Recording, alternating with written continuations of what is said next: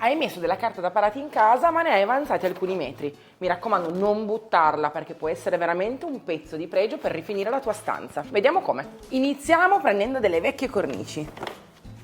Se hai buchi o stuccature non va bene perché oggi vogliamo fare uno stile modernissimo, quindi pasta materica, stucchiamo e sistemiamo tutta la superficie.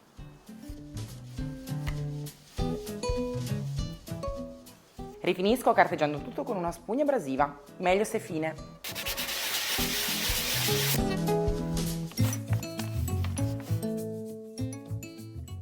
Ora che la nostra cornice è liscia e senza difetti, coloriamo. Uso il Dark Sand, un colore molto contemporaneo.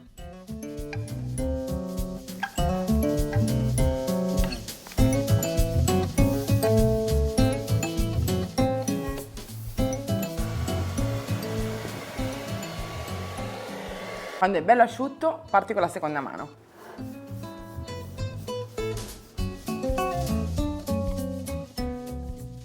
Mentre la cornice asciuga, inizio a prendere l'ingombro della carta da parati. Ne ho un pezzettino piccolo, circa 60 cm, ma uso il vetro per prendere l'ingombro preciso.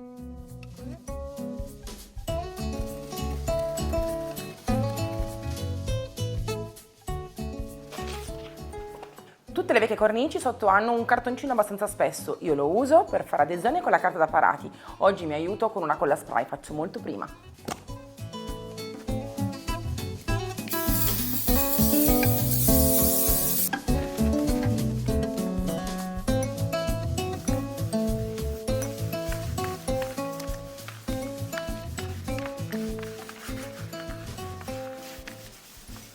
Proteggo la mia cornice che è asciuttissima, uso la cera Jasmine che è protettiva e anche profumata.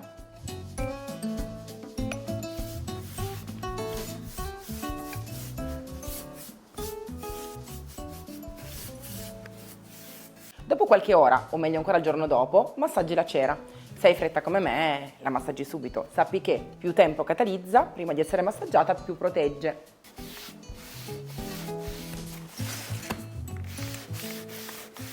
La cornice a posto, la carta incollata, iniziamo ad assemblare tutti i pezzi.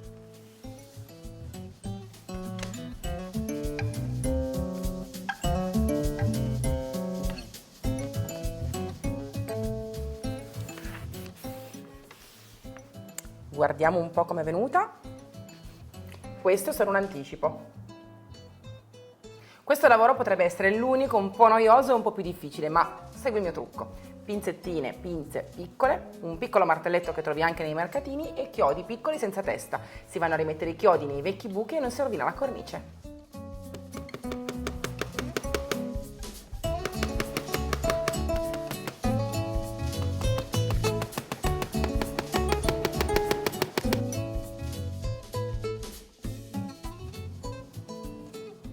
Se potete dietro mettete un gancio che non si veda, in questo modo rimarrà ancora più moderno sulla vostra parete. Questa è una carta molto bella di Fornasetti che si chiama Sole in nuvole. Voi adesso avrete, oltre che una bellissima parete con questa carta, anche un bel pezzo di arredamento originale. Puntiamo su questo, sull'originalità e sull'evitare sprechi, riutilizzando anche le vecchie cornici.